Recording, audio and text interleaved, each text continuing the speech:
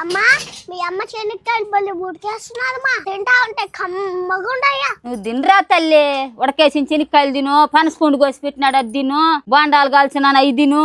చెనిక్కాయలు పోయి బాండాలు వచ్చాయి మమ్మీ. మే తెల్లారక ముందు ఏందా తినడమా? ఏందమ్మా నువ్వు కూడా?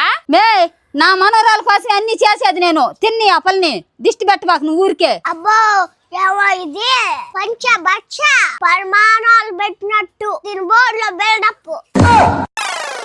ఛే, దీనికి ఎంత చేసి పెట్టినా కూడా కొంచెం కూడా విశ్వాసం ఏముండదు మే దీనికి.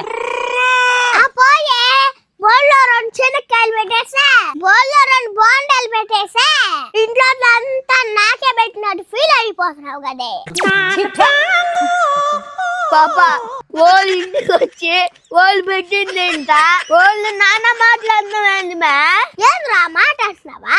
అమ్మమ్మని ఆ మాత్రం కాకపోతే ఈ మాదిరిగానే అడతావు నువ్వు. వాళ్ళే ఏదో ఒక రోజు పుట్టింటికి రానియకుండా తరిం కొట్టబోతారు నన్ను. నాకు అమ్మగారి ఇల్లు కూడా లేకుండా చేసి. వాళ్ళు అమ్మగారి ఇల్లు నీకే ఉండదు కానీ నేనేమన్నా అంటే నేను గొమ్మ ఉంటాను మమ్మీ. ఒక్కొక్కరికి తలకాయలు పగ్గలు కొట్టాను. నీలాంటి కూతురుంటే నవ్వాలో ఏడవాలో ఏమీ అర్థం కాదు మే. అమ్మా ఇప్పుడు అమ్మమ్మ చెప్తున్నారు రాత్రి నాయన మీద ఊరికే గయ్యలాగా అరుస్తావంట, నీ కూతురు కొట్టమ్మా అని చెప్తానింది.